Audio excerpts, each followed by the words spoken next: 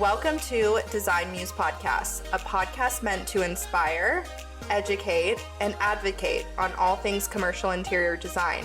I am your co-host, Bridget Santos. And I'm Melanie Hanna. We are Design Muse Podcast.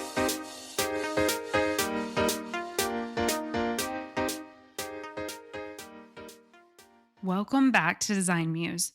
We're here to bring you honest conversations with people shaping the spaces around us. In our last episode, we tackled the complexities of furniture. We broke down how to build smarter budgets, make intentional product selections, and we weighed the pros and cons of open versus closed furniture lines. If you missed it, trust us, it's one you'll want to tune into. Before we dive into today's episode, we want to give a special thank you and shout out to Tangram Interiors for hosting Design Muse in their showstopper Dallas showroom. We appreciate your continuous support of our mission and our podcast. Today's guest is a true original. His work doesn't just live in his space, it defines it. We are beyond excited to welcome the legendary Kyle Bunting to the podcast. Known as the pioneer of decorative hide, Kyle has turned cowhide into a medium for luxury, storytelling, and unforgettable spatial experiences. His designs live in some of the most striking residential, commercial, and hospitality interiors around the world. With collaborations that blur the line between art and interiors, Kyle's work is where craftsmanship meets creativity. Kyle, welcome to Design Muse. We're so excited to have you here today. And in today's episode, we're going to be focusing on two main things: the brains behind the Kyle Bunting brand and the creative collaboration process. Let's start off with some humor. What's the funniest tradition that you have in your office? Like, I do this crazy thing when I hire people. Yeah. And when I finish, I say, and the last thing that I can tell you is never, ever, ever lose your chicken. And there's a big picture of a rooster up on the screen, and they're all like, they're new, right? So they're kind of going, yeah. And, like, and okay. behind that, they're going, what is he talking about? Right. And then there's a pause. And then I go, oh, well, here's what it means. Let's all stand up now. Oh. And I make everybody stand up. And we... No Stop way. it! And I make everybody go around the room like chickens. And I'm from Dallas. Yeah. But, Dallas a little uptight. Doesn't like to break out. Austin's a lot less Dallas, loose. Dallas is, my brother said, like, Dallas is like, he goes, well, Dallas, like, thinks it's Los Angeles, but it's really Kansas City. And then he goes, now, but Houston, it's really like New Orleans, and it don't give a damn what you think. This is true. Actually, a lot of my friends from Louisiana live there. Yeah, I was born and raised in Houston. But I met a bunch of Cajuns living there. Anyway, back to the chicken. So I make everybody do this crazy thing. And, never lose your chicken is kind of like about realizing, like, the moment you're not comfortable, like, kind of being silly or making fun of yourself or having a sense of humor or realizing there's an intimacy to, like, just being embarrassed that gets you closer, you kind of missed a little bit of the essence of what this whole business is about. It's so intimate. Like, you can get up in front of your siblings and your family and be like, oh, yeah, I can play charades and act like a crazy person. But you can't do that with your coworkers. Never lose your chicken. Welcome. Lose my when chicken. the merch comes out, you got to buy my I Never will, Lose Your Chicken.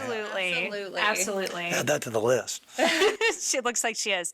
Well, Kyle, thank you for coming on Design Muse Podcast. We're excited to have you here today. And today we are going to be talking about two main topics. So we're going to have a lot of fun and not lose our chicken along the way, right?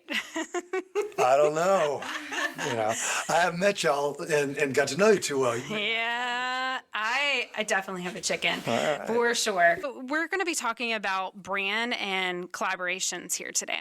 So at Design Muse, we like to research because we're designers before we come here. We went to ChatGPT over the weekend, and I'm going to try to keep a straight face. I had to write it down. He said, hey, tell us everything anybody has ever said about Kyle Bunting. Are you nervous? Anyway, I'm going to try to keep a straight face. well, I'm just trying to wonder if, like, if the transcripts of, like, the depositions in my divorce are in the public record, and so if it finds that stuff, I'm kind of going there. I mean, God bless her, but So here's the deal. So I have never met someone that has so many nicknames, by the way. You should chat GPT yourself and just see what it comes up with, because it pulls everything from the Okay, now internet. hold on. Now I got to interrupt you. Now, before you get all embarrassed by all these things you're going to say that it says, which, by the way, I think is kind of a clever angle. I use it, right? Yeah. And I was in Chicago with one of my reps, and he goes, did you know this? This is the coolest thing. So what's that? And he goes, watch this. And he goes, ChatGPT. He's like, hey, who is like, the GOAT of making like hide rugs? Like, who is the man?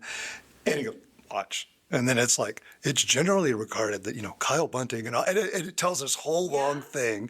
And I got all red in the face and embarrassed by it. It became like our shtick. We were like, hey, he'd go, if y'all don't believe it, check this out. And we would play it for people after presentations. Then I went back to Austin. And I went to see my mom. Now, my mom's 86. I did a collaboration with her, and she and I are super tight. She lives in Austin, in Georgetown, up north. And I went and I said, hey, Mom, you been hearing about this AI stuff? And she's like, well, yeah, I don't know, I said, but check this out. And I showed it to my mom. And so my mom downloaded it, and she runs around and goes to all her little girlfriends and goes, hey, check out this about my son. And she tells it, and she shows everything. How precious is that? AI says my son's the man in Cal. Oh my gosh, it did not say that, Kyle. No, are you ready to hear what it did say? No. Are you ready? Well, it said I was a man in hide, but I'm real nervous I about didn't see this. the goat either. So Thanks a lot. Okay, but I do want to preface this. So we're storytellers, right? So the first one ties into the first part of what we're going to be talking about, and the very last one ties into collaboration, okay? So the first and the last are what we're going to be talking about today. And we had to edit the list too. There were like 20, and she told me, that's ridiculous. You can't even talk that fast. Are you ready? 20, okay, yeah, sure. Ready? Yeah, no, I'm game. Sounds good. The first one's very tame, okay? A bold visionary. That's pretty legit, right? I've been accused of that. Okay, yeah. Are you ready? I don't know if I can keep a straight face. You're not supposed to have more fun than I am at this. Well, here we are. Okay, are you ready? All right. Okay. The Longhorn Leonardo, the Hyde Master, that guy who made Hyde hot, Haute, so high-end, luxurious. Haute, Louisiana. Haute. Hoot. Okay. Let me help you out, my bug. Hoot. The Hyde Father, the Patchwork Picasso, the Hyde Hustler. This is the one I don't think. The Patchwork Picasso. Oh, that's great. The Rug Daddy. That's my favorite one. I said you had to keep that one on the list. Oh, I love it. Okay. And my favorite, which we're going to talk about today, because I totally get this, is someone called you the chronic collaborator. Truly. I mean, my experience from working with you has been amazing. And I think that was one of the reasons why Bridget and I wanted to bring you on to this podcast, because we want designers to learn what a really good collaboration is. The Kyle Bunting brand has amazing brand presence, right? Thank you. You're welcome. You're welcome. We've done a little work on that. Yeah. So let's start there. Let's start with your brand presence overall. How did it start? Bridget and I, like we mentioned to you earlier, we're getting started in this Design Muse path, and we're learning a lot along the way. When we have a vision of where we want to go, but we're agile. So we know that we're going to have lessons learned along the way, and that we're going to pivot along the way. We're smart enough to know when we see brands like yours that are so successful and out there, you obviously have had lessons learned along the way, and you've been able to pivot. So I'd like to hear a little bit about how did you guys get started out, and how has it evolved now? Because you have a lot of cool stuff going on right now. We got a lot of stuff going on. By the way, thank you. You're welcome. I mean, there is so much material there. It's a gift to my staff that they will use this in so many ways that you really just gave them all the ammo they need to pick on me through the end of the year. And You're going to have a hat, Rug Daddy hat. We need branded. I was kind of lucky. I went to University of Texas. Hook 'em. Horns up, yeah. I awkwardly stumbled into an educational path that, unlike a lot of people, unbeknownst to me, had everything to do with what I do now, and I didn't see it coming. At the time I was at UT, there was like an inter-college program that you can be in liberal arts, but you can get a marketing degree. And I was like, oh, that's kind of cool. I had all these extra hours, and I was like, design and television and art history and science and things like public relations and advertising. Stuff that was not in the marketing curriculum were just really compelling to me. I ended up kind of having a backbone in that. And then my first real, hit at a school was to be in the television business. And I was in business with my brother, who's actually now a professor at UT at Moody, which is the #1 advertising program in the world, right? So it's kind of like we kind of got an advertising media backbone, which you think would make you a little cynical of like, well, here's how you do brands, and this is the book. The thing that we did in that previous business that I think I carried forward, if I did anything at all, and if I was a designer trying to kind of go, what I want my brand to be all about and what do I really want to try to establish, it's not about the graphics and the identity, and all that stuff's really important. I think when design businesses are very intimate and they're not relational in the sense of like who you know. They're relational in the sense of personal relationships. All right. Now, I'm divorced, so I'm the bad guy to give advice on this subject. But I learned through that, and from talking to other people that I think you learn this with kids a lot. But that pivot you make where you're like, oh, when I really put this other person first. And they generally look at the world the same way for me. Oh, wow. There's this magic that happens. And that's a successful, intimate relationship, in my definition. I think the same thing holds true in what you do with building your brand and a design business, in that if it is not 100,000% fully of your personal identity and what you believe, how you carry forward in relationships, your values, you can't sit in a room and draw a mission statement and the values and all that stuff if it's not like coming from the core. I've seen it before where people come up with stuff and it's like, oh, this thing, and you're like, where'd that come from? Oh, well, I'm really into that word because that's how light's reflected on the side of buildings, and I always thought that was interesting. I'm like, well, what is that? You're so right. What does that have to do with you? No, you're exactly right. One of my best mentors told me, you are your own brand. Do not go and sell our brand here at XYZ firm. You are your own brand. And whenever I left that firm, he said, congratulations, Mel, you get to take your brand. When you're starting a company, and it's that outward appearance, it's how people feel working with you. It's the service that you provide. It's not just about your logo. Your logo is great, by the way. We think it's very clean, crisp. Thank you. The fonts are good.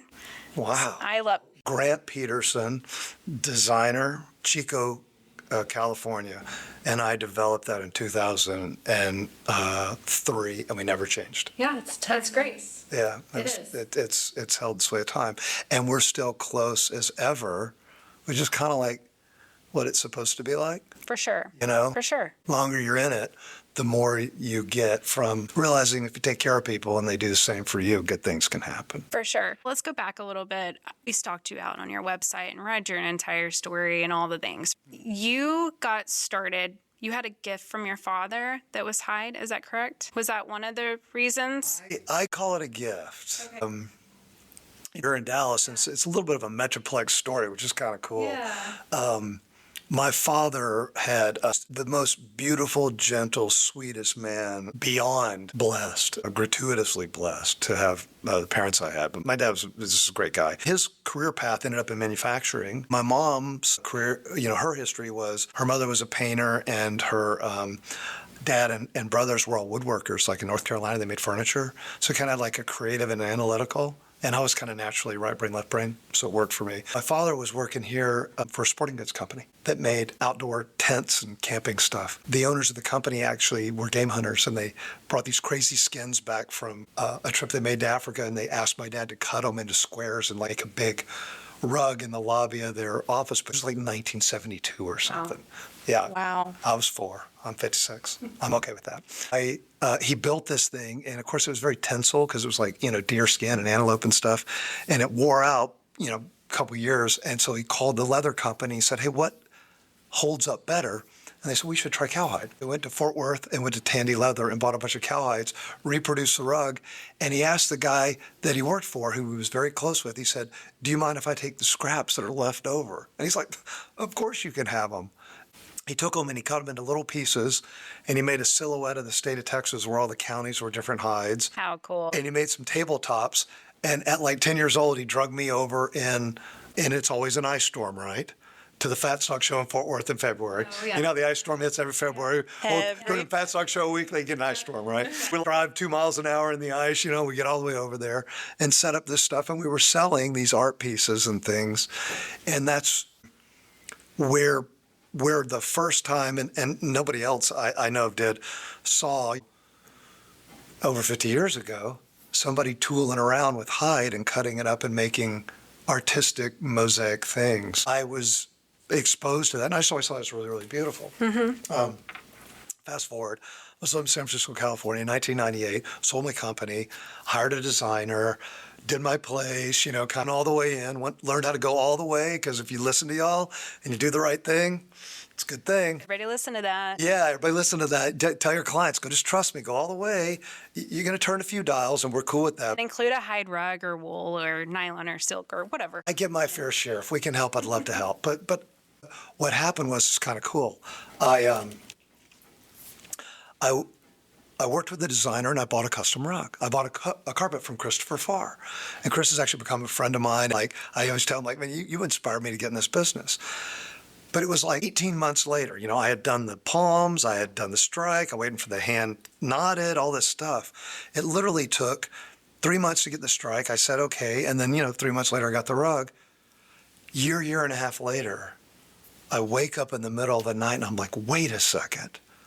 I had an art piece from my dad and I had that rug and I'm like, oh, wait, this would be so cool. It can make rugs like that Farr guy did, but I'll do them out of hide. And like the whole thing was like that. The thing I need to tell you, at the time my parents were living on the East Coast and I called him and said, hey, can I come see you? He said, well, I said, I just got this idea. So I flew across. I brought my ex with me because she and I, I just met her, and I'm like, hey, by the way, this is Libby. We're going to get married, that kind of thing. They're like, well, yeah. I said, but anyway, this is more important. I said, take me up in the attic. He said, what? I said, you got to show me that hide stuff. So we crawled up in the attic, and it was like a Spielberg movie, the oil boxes and like blowing the dust off, sat out in the driveway and showed me how to make this. And I went back and started working on it in a studio in San Francisco, and 12 months later, we had sold 50 carpets and were in the game with a whole bunch of other crazy stuff that you got to buy me a drink to get the rest of it. Right. But that's what happened. But when he showed me this, and I'll never forget, it's just kind of one of those things that started to teach me, because I came from a small business background, about the intimacy of how important it was in the business. I said, hey, so we got to work something out, right? Like maybe a little royalty or a little manufacturing cut for you. And he's like, he kind of shaking his head like a parent would at like their kid.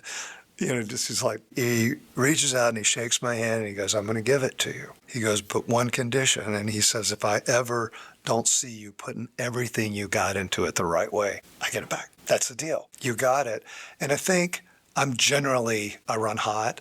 I think that's a big part of how prolific we've been, is like that drive to go, I have an accountability to really take it somewhere. And I think designers who put their name and their identities or whatever they create together into something have an accountability to put all of it in it, or don't put it out there. Exactly. And you talked a little bit about left brain and right brain, and you had this vision in the middle of the night to do something. At what point did you know you could monetize that and really make it who you are today? I think everybody along the way realizes strange gifts, right? Like, man, I'm really good at this. The joke in our office is Kyle's the very best in the world at making hide rugs, doing stuff with hide. I'm the goat. You're the goat. ChatGPT told you that or not. I didn't see the goat, but I think if I type it in enough, it will definitely believe it. I tried to get an itinerary for my trip coming up right after I typed that all in, and it said, here's places Kyle would stop. And I was like, oh, please stop. I don't need this.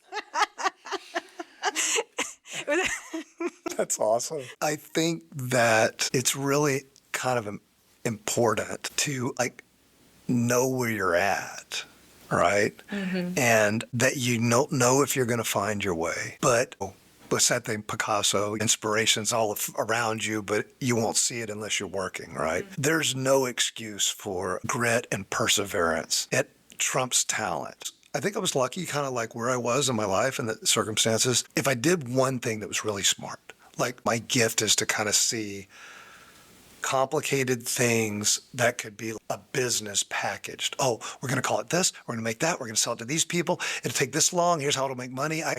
I can see a new business concept and I can sit down and write a business plan on a cocktail napkin in 20 minutes and I'm like, got it.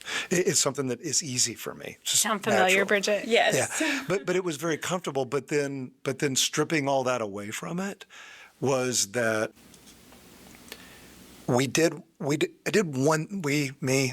was me. I did one thing that I knew was really smart. I was like, hey, I have this amazing thing. I have some pretty good design ideas, but kind of like open source software. I just got a cool way of doing it. How would you like to use it? And it was almost perfect timing. DWR was starting out. Rob and that whole team were creating the business, and I started going to their stores and meeting all the people there. I was looking through the catalogs, and they had that picture, like that black and white designer, their moment of inspired repose. It's that thing of this great genius coming up with something wonderful that you get the pleasure of buying.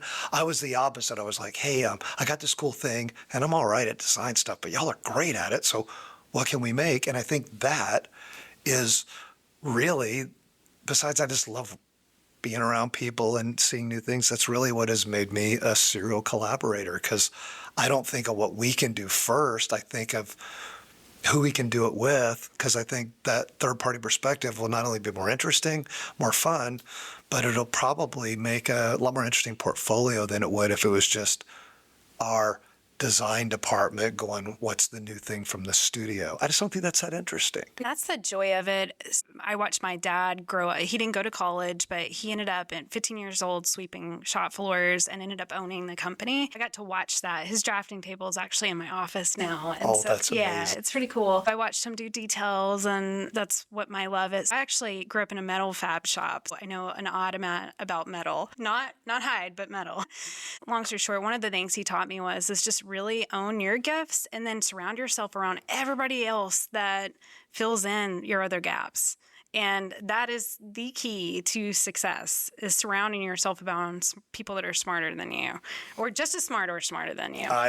Everybody's smarter than me where I work. Let everybody know that. But I always think something funny in life is like cliches for a reason. When you go to San Francisco and they're like, oh, you got to go across the Golden Gate Bridge. And you go, yeah. And then you go across it and you're like, this is amazing. I mean, it's a cliche for a reason. You got to go see it. And then you're like, wow, they are that way. And I think these kind of things like, you get out of it what you put into it, or, whatever little things that people like to say, which are, by the way, my least favorite category of home decor. That old kind of antique-y like statement art. Sorry, Mom, you got a lot of it. I love you, but it's not my thing. The live, laugh, love. Oh, God, please. Bonfire, come on. Is there anything that someone has come to you and you were like, good gosh, I'm not making that? I'm kind of little okay with everything, to each their own and whatever it is. I've done a lot of red rooms. Those of you who don't know what that is, look it up. I'm not going to explain it, which I've seen some pretty outrageous stuff. One of my favorites was I had a client, her husband were of means, let's just put it that way. Her gift for him on, I think it was like his 60th birthday or something, is there was a company out in California that would redo those old 70s Good Times vans with the mufflers on the side and, carpet on the walls. And and they were a client and became friends. And she's like, hey, you want to help us out of this? I'm like, hell yeah, that'll be great. I think we did some walls. We did like some furry dice that would hang from the rearview mirror. In our world, I've seen it all. I mean, I've really, and you know how this is in design, you're like, clients are like, well, have you ever, and you have to kind of go, just tell me. Right.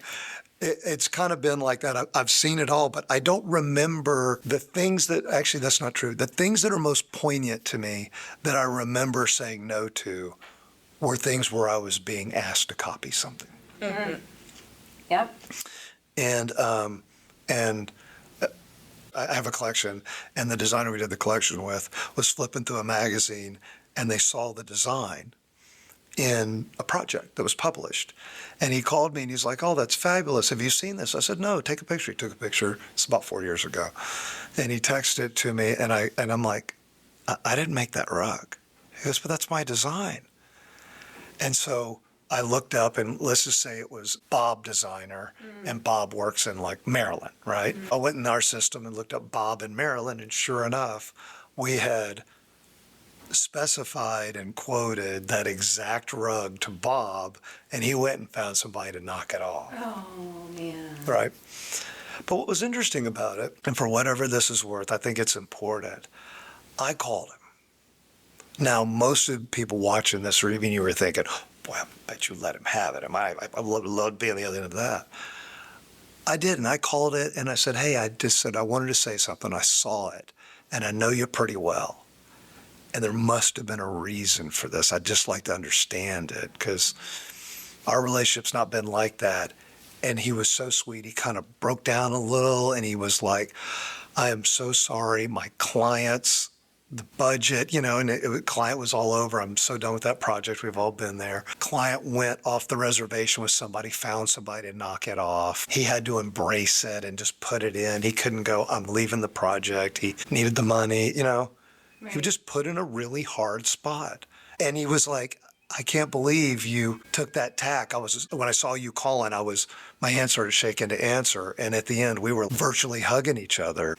Because I think life's complicated, You don't know where people are coming from. Exactly. I will say I've had clients in the past that have put me in a weird situation like that too. And we have to advise, this is not the right thing to do. Or I'm not going to be a part of this, or they do it anyways. And I think on the commercial side, we don't get that as much, but more so, I've seen it in hospitality a lot. And and it's one of those things. It's hard. So residential, I like to call designers, in particular residential designers, because the trauma factor, right?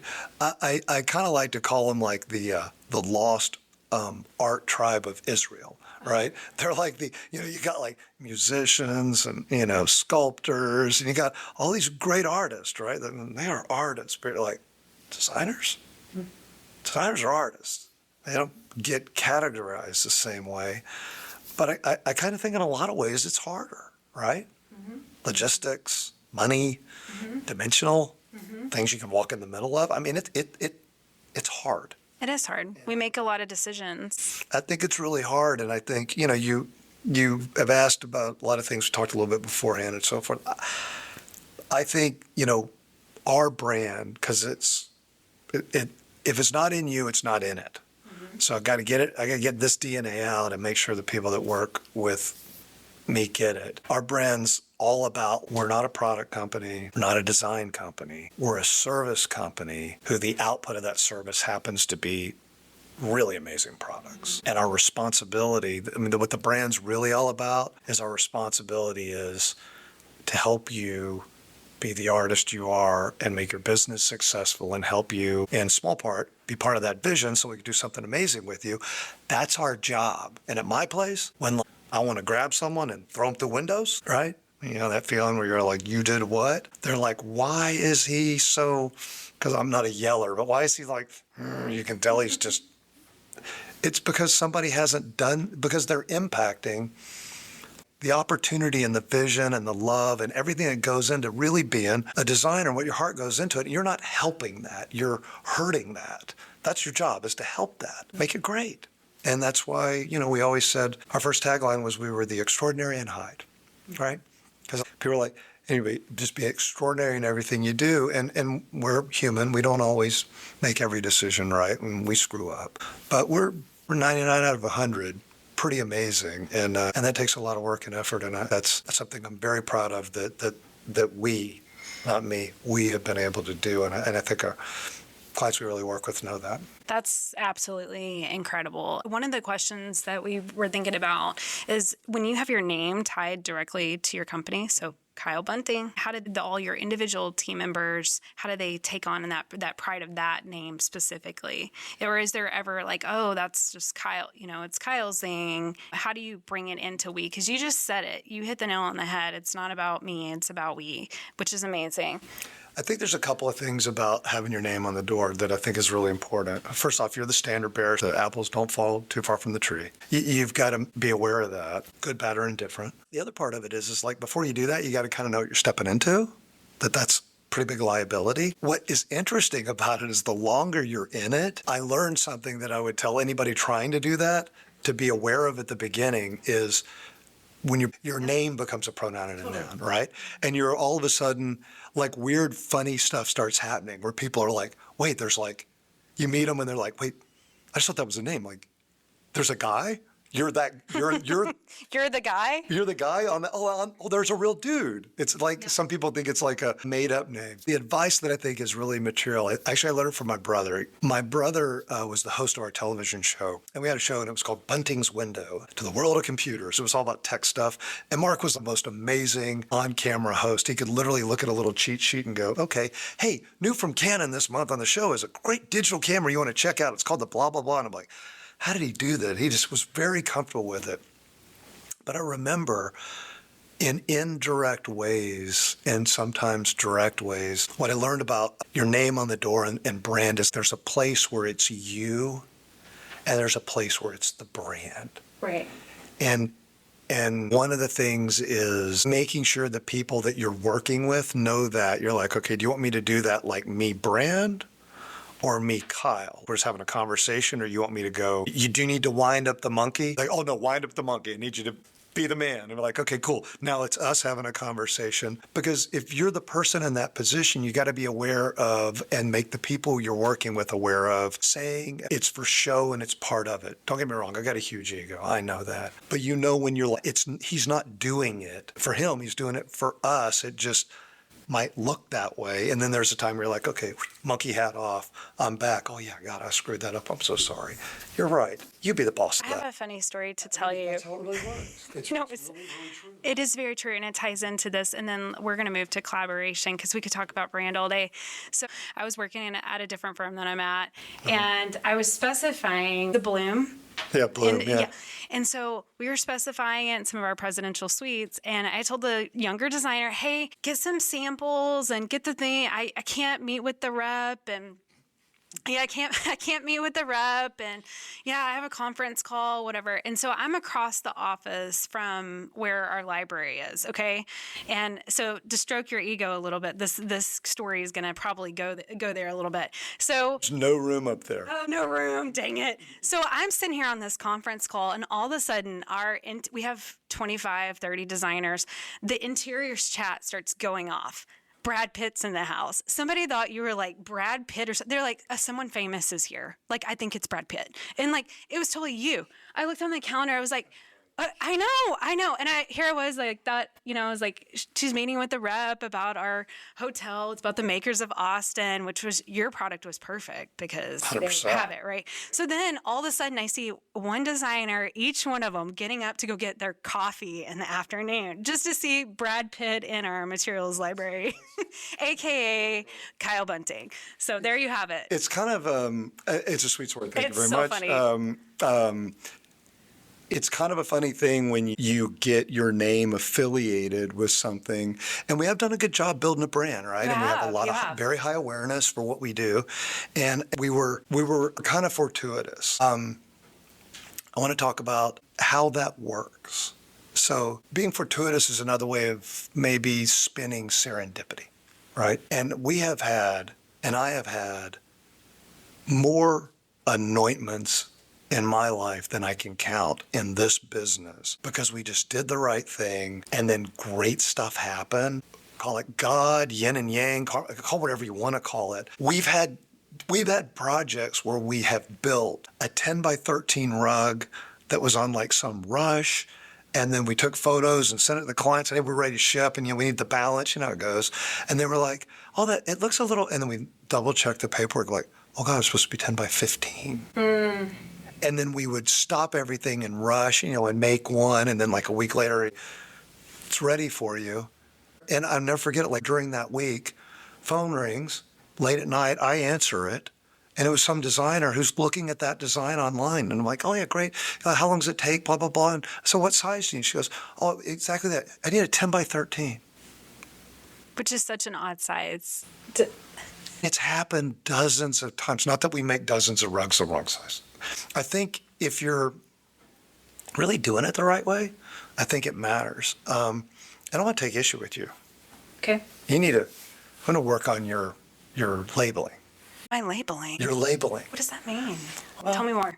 I got a little thing, right? It's part of what we're talking about here, okay?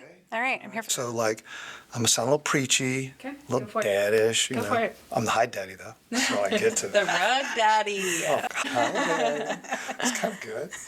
But one of a prominent person in the design business who I really like a lot, and I think I just think the world of her. And she would very much appreciate that I did not use her name. Okay, but starts with a J. She's in Austin.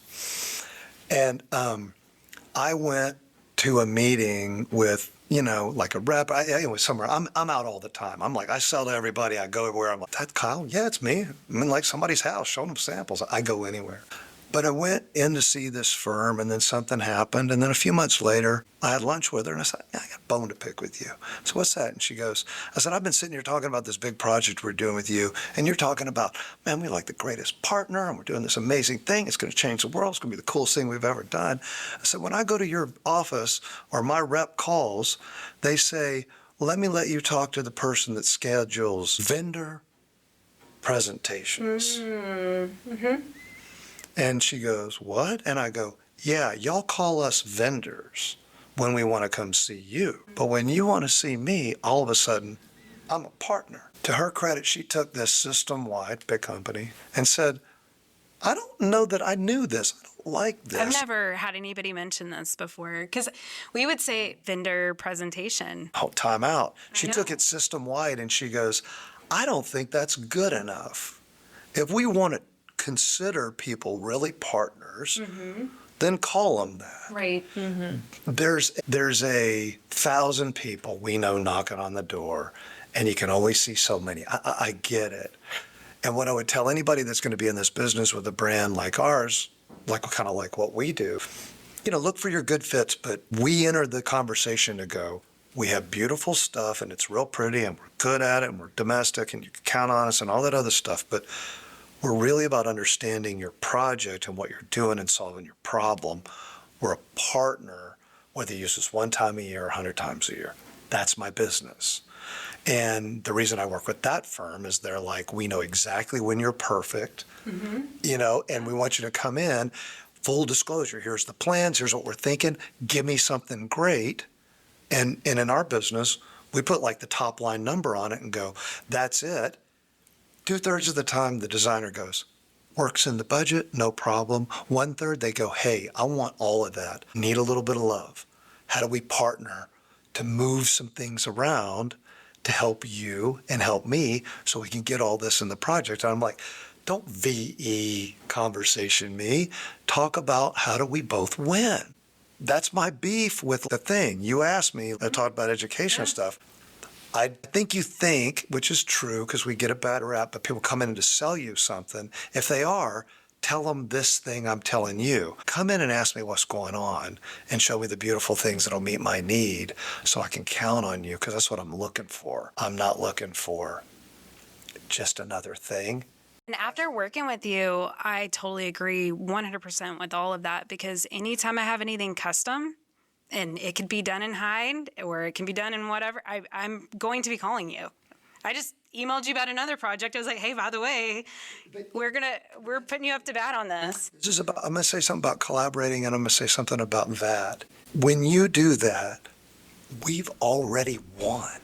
We do a lot of things, give quotes and samples and strike-offs. All that stuff's complimentary, and a lot of people do that. But the mantra at my business is we win when we design something great, get it to the number, whatever it is that you are thrilled to use, and we build that relationship. And if you come back and go, we got fired, budget, whatever happens, right? So it's not going to happen. I'm like, we already won. We made something amazing together, whether it got bought or not. That's the win. That's one thing I always tell my clients is a successful project for you is a successful project for us. We want it to be successful for you, and in turn, it's successful for us. I think that's so important. You're talking a lot about collaboration. So what is one thing you wish that interior designers knew when it comes to collaborating? Two kind of categories. Collaborating with designers like y'all maybe someday to do something cool together. For a collection or like a product, like an idea that the market is not seeing or new is one thing, but it holds the same tenets. I think the reason we're a little serial, if you will, in collaborating, not only is I love the content, I love the relationship, I love the connection, but I think everything's custom in design, right? We're just not a skewed business. There's that, and here's the colors. We're not like that. So you kind of have to have a dialogue with us to get anything, right? Whether it's a mini collab or a macro collab, every one of them is like, what are you trying to do? When do you need it? How big is it? What colors you like? That the only pattern? You like something else? We're trying to figure out what you need and go, man, I got a great way to solve your problem. This is a foot bigger, but I made it for a client last week and they don't need it for 4 months. I can ship it to you tomorrow. And you'd be like, that's perfect. And then just make another one for them. That's how we think. Because we're trying to solve the problem, not sell the merchandise. And so I really feel like if designers found vendors, what you call us? I said reps. Yeah, found some reps. It's But even that was worse. not. I mean, reps even more demeaning, like the rep. No, I thought it was like a rep The for rep. Kyle Bunting The coming, rep is but out the here. Kyle Bunting showed up. Yeah, I know. It's Who saying, knew? well, that's what I do. But you Yeah. like, oh, the rep is there. You're like, oh, God, No, the rep. I Is had Kyle's had a there? All of a sudden, conference let's talk to call. Kyle. Yeah, no, I had a conference call. I could not be there. I understand. But I was obviously sad I couldn't be there in person. No, I get it. But my bigger point is that I would say to designers, like, hey, you're here for a reason because you got beautiful product, but this is the way I roll with my business. This is what I do. Never. I have to ask all these questions to get this information. I can't remember the last time I walked into like a design firm and said, hey, we're working on this project. Let me tell you what's up. Here's when we need it. Here's what we're going to do. We're probably going to purchase around this time. Here's the scope. Here's what we're trying to accomplish. Budget's a little tight. It's this time. Here's what my problem. Let's solve it together. That's what you need to do. And you'll learn who you can work with. And ironically, you'll save yourself a lot of time because when you meet revendors, Revenders? you find Kyle partners. I'm trying to be smart, but I'm just not smart. Almost as bad as my holy cow comment to you. Yeah. No, that was actually sweet. I've heard every iteration on people write articles and they'll be like, hey, I'm going to call it hide and seek. And I'll be like, you don't want to use that one. Everybody's used that one. They're like, oh, really? I'm like, yeah, like a lot. But the same things happened, I think, with the reason, like I said, that if we get it right and you're going to use it, it's a win. The same principle carries through with collaborating on collection work. And I don't do collections with people unless I get intimately familiar with them. I got to get to know them. To some degree, when I do the works more real, it's better. I'll probably never have a collection with Kelly Wersler or Tom Dixon because I just don't know them. I've met Kelly. I don't know her, but we. She liked our post. Yeah, she's sweet, her right? marketing person liked our post, which was cool. Kelly's wonderful, but it's that's a different business model. That's that's like the. What's I saying? It's like the LVMH of design. It's like the big leagues, right? I think we're more interested in more intimacy that Kelly doesn't have the time for. It's not the business model. Maybe. I don't know. You never know. But on the collection side, we want to win on getting an idea right. On the collection side, I tell everybody I collaborate with, if you're doing this for money, it's not that game. Mm-hmm. It's not that much. Right. If at the end of it, whatever we make in a little way, you could kind of care less if anybody bought it because you're like, I just love it and I get it. And that's amazing. And that's how it works. That's my thing. If you're going to go collaborate with people, try to get it where you're like, you're trying to do something great and get to know each other and turn into great stuff so that you're building family. And there's respect on both sides, from the collaboration from each side. It's all respectful and understanding, each other and what the end goal is to be a team to make that end goal happen. So I think that's huge with collaboration. For sure. Back to your favorite collab, celebrity, non-celebrity, artist. I'm not a kiss and tell, kind of thing, but we don't really... we don't do that, but designers usually hired by people that, have the means to do that, and people that have the means to do that usually have a higher profile, so you meet some interesting people. Right. We've done all sorts of wacky stuff for a lot of crazy people. But the public things that are kind of funny is like, doing like the Esquire show house and like running into like in New York, like running into Snoop Dogg, getting stoned on one of your rugs and like going, let me take a hit of that. And we're like, you don't smoke weed? I'm like, yeah, I don't really like weed, but I am going to smoke weed with Snoop Dogg on my rug. You're like past that. It's like, yeah, man. And it's like that long. It's like this major. It's like, a baseball bat joint. It's crazy. This was quite a while back. You kind of run into funny stories like that. My favorite thing was not what happened, but the background on it. I was in television. Our rug was in a little skit on the Kardashian show. And the funny stuff about it is the designer called, Jeff Andrews, is a great guy. He's in Los Angeles, and he's like, they want to do something on the show with the rug where the kids, spill pasta on it, and Mom, Chris is all mad and come home, and, they want to have this whole scene, but they're afraid to really damage the rug because she loves rugs. It's a big white rug we did for them. What can they do? And I'm like, I was in TV, have them call me, right? So they call and I'm like, hearing this skit and what their idea was, I'm like, I got it. They're like, what? I'm like, stunt rug. And they're like, stunt rug? I'm like, yeah, I'll make you one that's a 5x7 and you do all the close-ups on it and cut away. And they're like, that's perfect. I was like, I just kind of knew how it worked, right? I'm not saying every drama that occurs on that show is staged, but this one it needed a stunt rug. Anyway, so they did this whole skit. The funny thing about it, and it was on the show, and they mentioned our name and blah, blah, blah. What was kind of interesting about it is back when this happened, having been in like the media business, nothing in the world is more powerful than broadcast television for communicating. Now, the internet's catching up. Everybody sees that Super Bowl commercial and the next day says, did you see that Cheetos thing? Yeah, that was great, right? I mean, it's very powerful because it can reach the biggest group of people together. So the show was on and I was at the beach with my kids, hanging out. I was in California and all of a sudden my phone went crazy. It was 3:14 in the afternoon. It was just blowing up nuts because the show had aired in the whole country. And we're like, all these people messaged it was a lot of fun. They were very, very, very good to us. Then they were like, what do you do? The kids were like, what happens next, Dad? I said, about 3 hours later when it airs here in California, it's going to happen again. So let's go to dinner and watch the phone blow up and see what happens. And sure enough, which is kind of cool. That's when you know you made it. That's when you kind of know you made it, when you get used as a stunt rug on the Kardashians.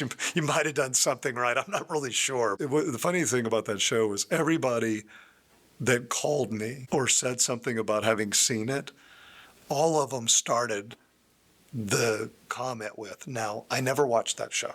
But I just happened to be, flipping channels and I saw this. It was funny how 90% of the people, they never watched the show, but they saw it. And there were hundreds of them. So anyway, it had a big impact. Oh, man, that's awesome.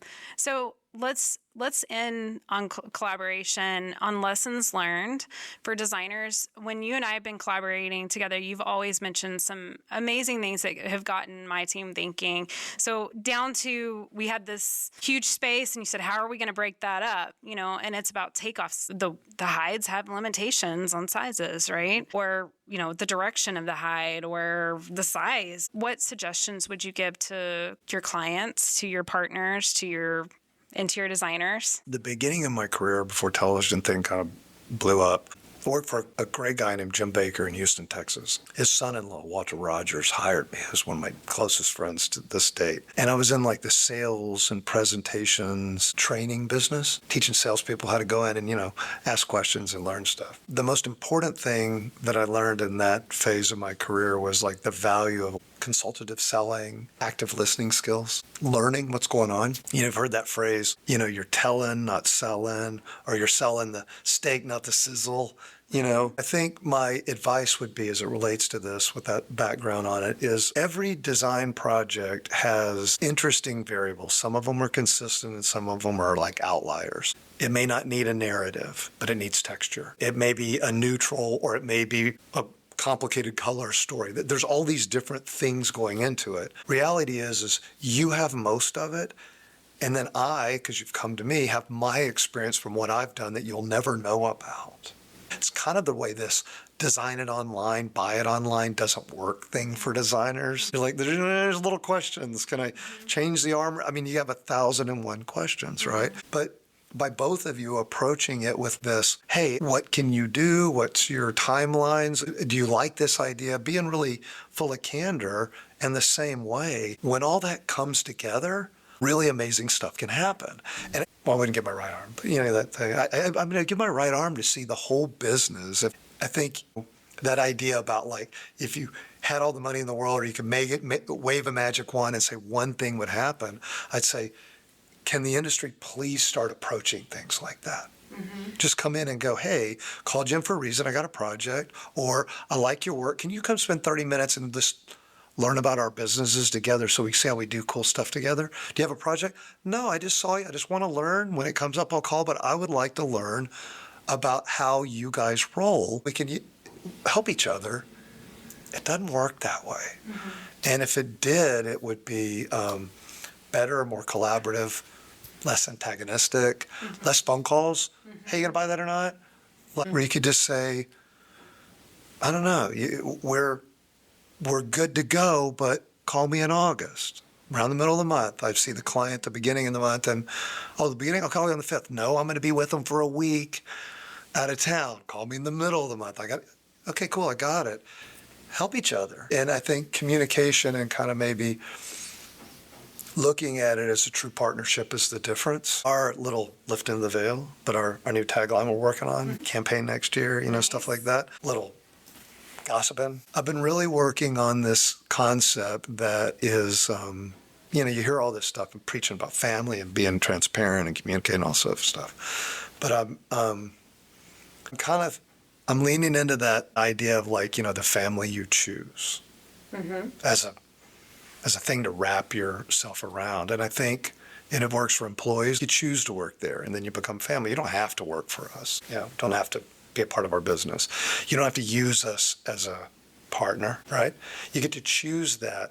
But if you do, it's almost like your design and the family you choose, right? Mm-hmm. It's like Friendsgiving. You get to make those choices. And I think if you think of it that way, your work will be better, your business will grow faster, you'll make more money, you'll be less anxious, you'll be less antagonistic, and you'll have a more successful relationship, and you'll find out earlier what are the things that are valuable in that relationship you can both lean on, and you'll be a little count, big count, whatever. But I think your art will be better as a result of approaching it that way. If I get anybody to do anything, I'd have them do that. Well, Kyle, thank you for your time today. We're really excited to have you on and all your wisdom and ready to share it with everybody. Y'all are a treat, and my pleasure. Thank you so much.